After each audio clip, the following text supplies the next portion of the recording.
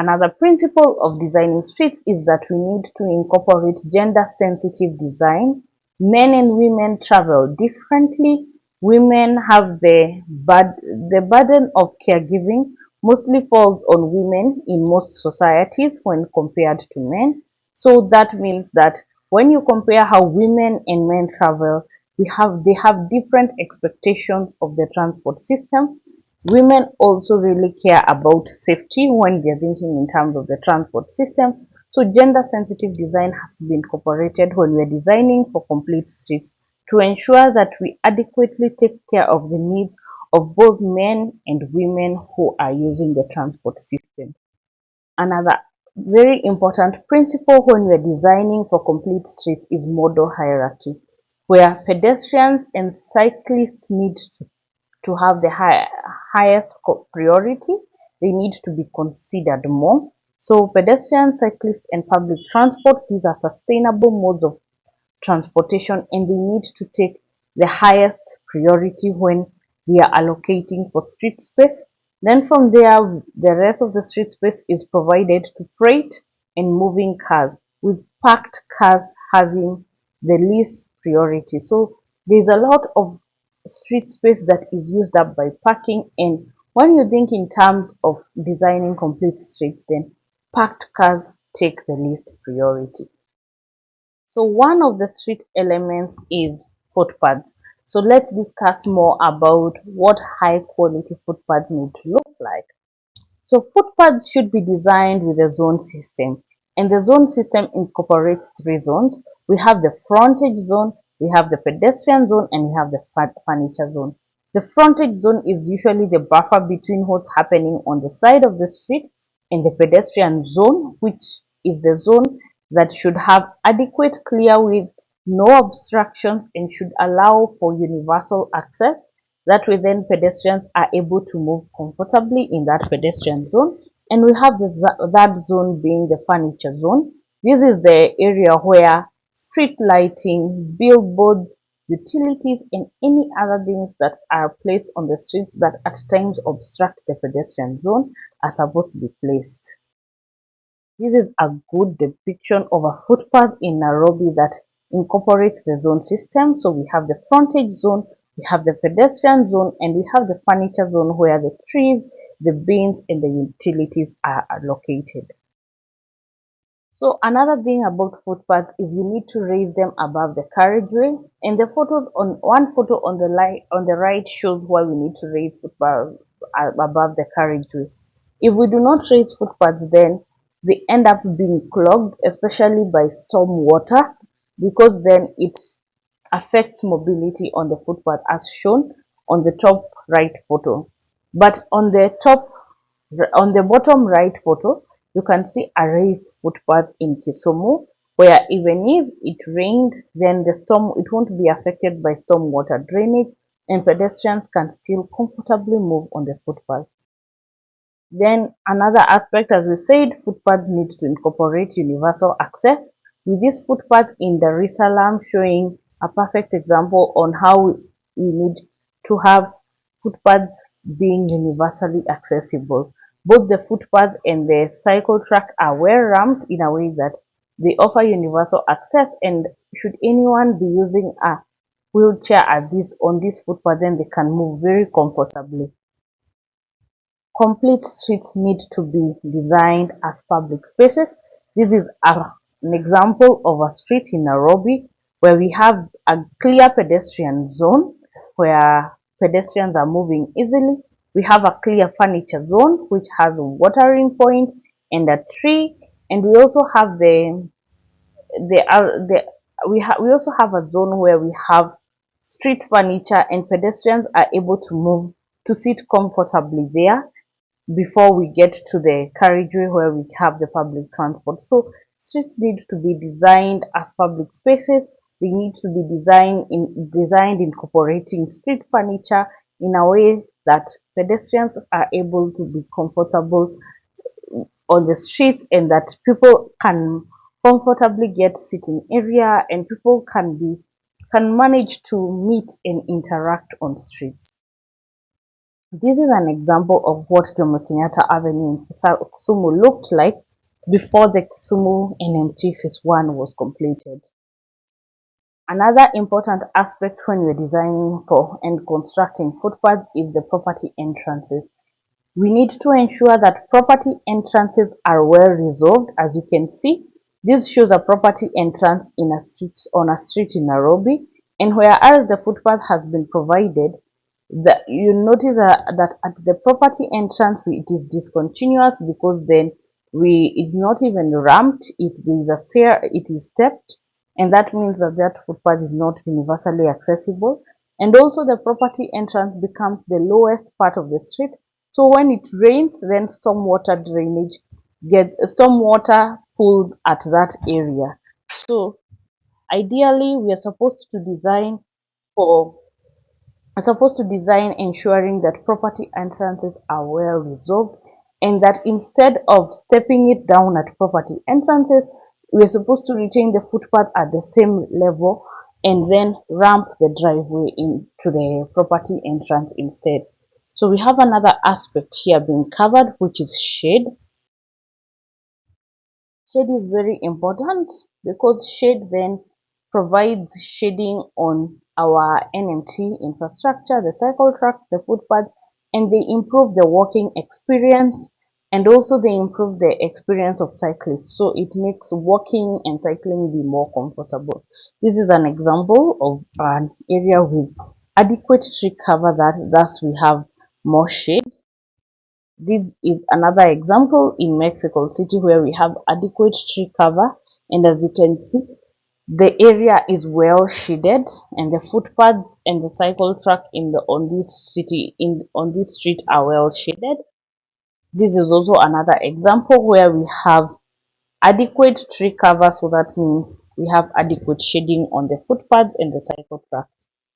Another important aspect is crossings and the provision of safe crossings which enables pedestrians to move from one side to another, to move from one side of the road to another safely. This is a poor example of in Kisumu where a crossing has not been provided, and as you can see, kids are crossing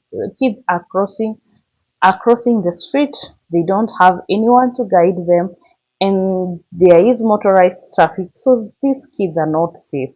And this is one of the wrong practices that we also have when we in our current situation based on how we construct our urban roads and streets. Another thing we do, we provide footbridges, and as you can see in this photo, we have a footbridge provided, but we have pedestrians still using the crossing at the road. And why do they do that? Because one, footbridges are very uncomfortable for use. They increase the travel time and the travel distance. They are not accessible to people with disabilities. A lot of the footbridges provided do not even have ramps, and when they have ramps, at times the ramps are too steep or they are too long. They are at many times footbridges are dangerous at night, and so you find that people are not very comfortable using them at night, and some of them are not even comfortable or safe for pedestrians to use during the day.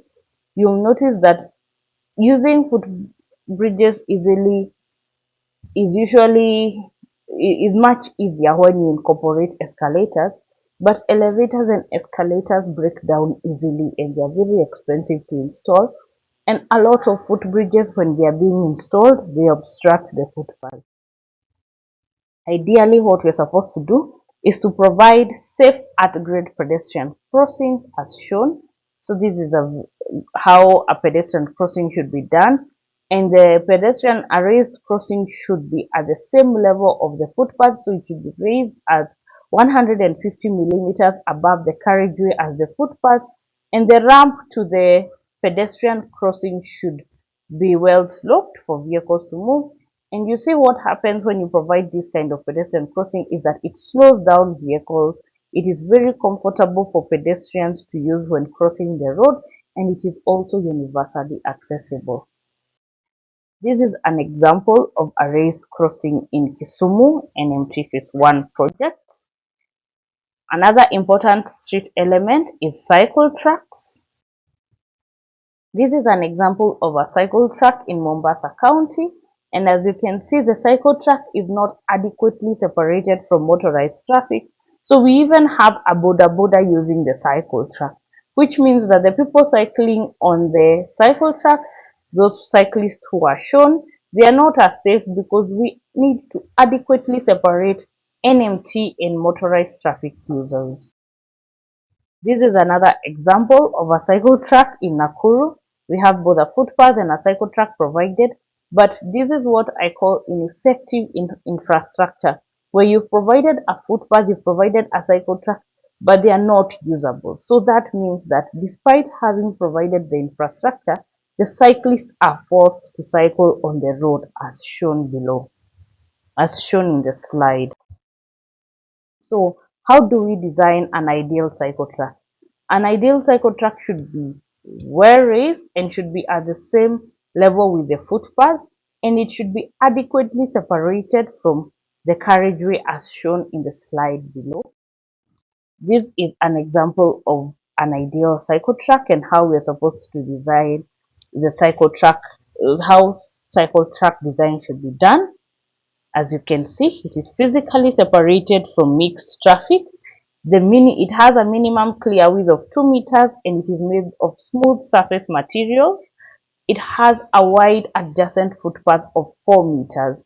This is a good cycle track in Dar es Salaam, and as shown, you can see that students are able to cycle easily to school because then this is a safe cycle track and this is a cycle track that is usable, unlike the one that had been shown in the previous slide. The cycle track needs to be located between the carriageway and the footpath for it to be used easily by cyclists.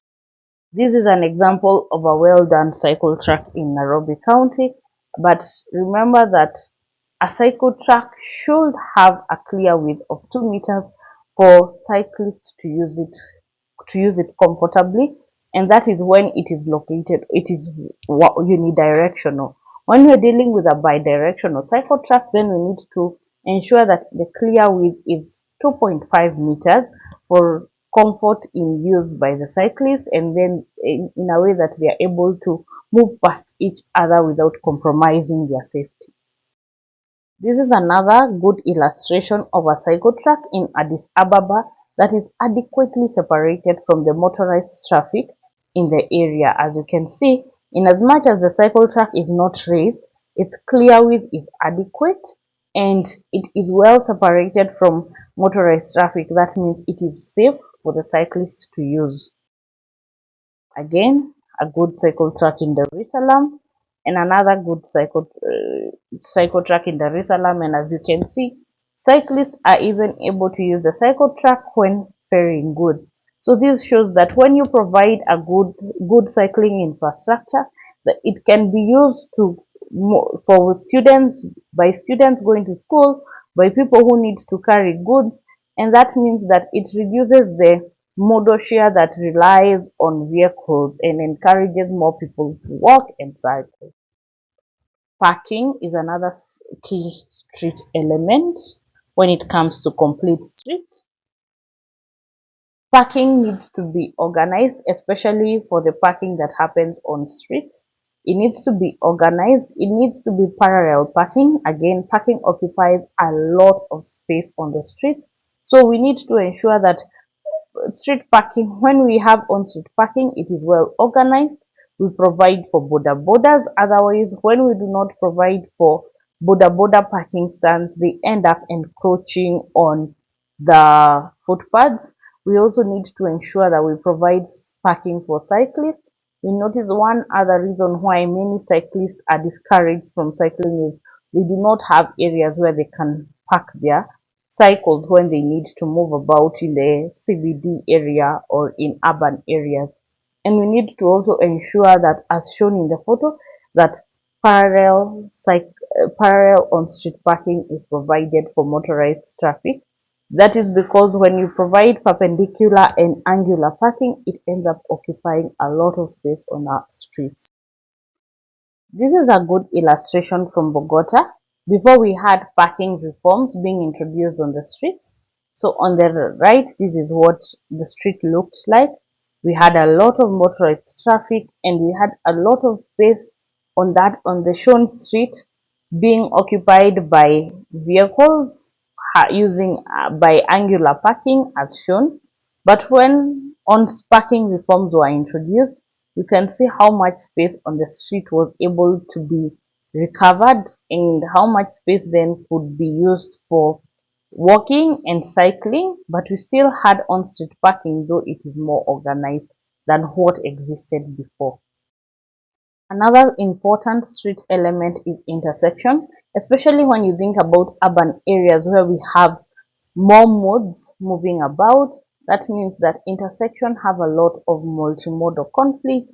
That's where more modes get to interact, and intersections in complete streets needs to be done in a way that caters for all the modes who will be using that intersection and ensures safety for all modes using them. So this is an example of an intersection in Nairobi County. As you can see, the crossing that has been provided is what has been indicated, and this is where pedestrians cross the road at. So what that slide shows is that we need to provide direct crossings at intersections that follow pedestrian desire lines. Because when you provide a crossing that does not factor in the pedestrian desire line, they will still cross where they desire, though a crossing has not been provided there. So direct crossings are encouraged when you're when you're constructing complete streets. Ensure that direct crossings are provided, and that ensure that wherever those direct crossings are provided, they follow the pedestrian desire lines. This shows the various intersection elements. We have a median tip, we have a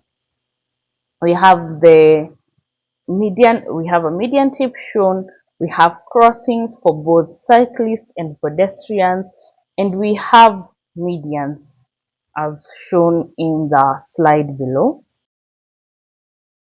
This also shows a roundabout design, and this roundabout factors in public transport. So you can see we have priority for BRT movement. We have crossings for pedestrians and refuge islands where pedestrians can rest before they continue crossing the road. We have infrastructure provided to allow for the movement of both pedestrians and cyclists without conflict, despite the fact that this roundabout incorporates both mixed traffic, BRT, and pedestrians, cyclists, and other modes of NMT. So this is how a protected roundabout needs to be provided, especially in urban areas, in a way that all modes are well factored in and all modes are well provided for, so such that then they will manage to safely use the intersection without a chance of accidents or incidents happening. So this is the earlier approach of intersection design, and then this is how an intersection needs to be done. If you look at the earlier approach, you'll notice that vehicles tend to move very fast when you provide for a huge turning radius at an intersection, and this becomes very unsafe for the other modes using the intersection. And what instead should be done is providing such when you bulb out at an intersection, bulbing out shows that now vehicles need to slow down, unlike the previous slide. Vehicles need to move at a bulbed out intersection on using a slower speed, and also it creates a shorter crossing distance for pedestrians. So this is how we're supposed to design for intersections, ensuring that they are safe for everyone, ensuring shorter crossing distances for pedestrians and cyclists, and ensuring that vehicles will move at a slower pace to reduce the chances of conflict with other modes. Thank you very much.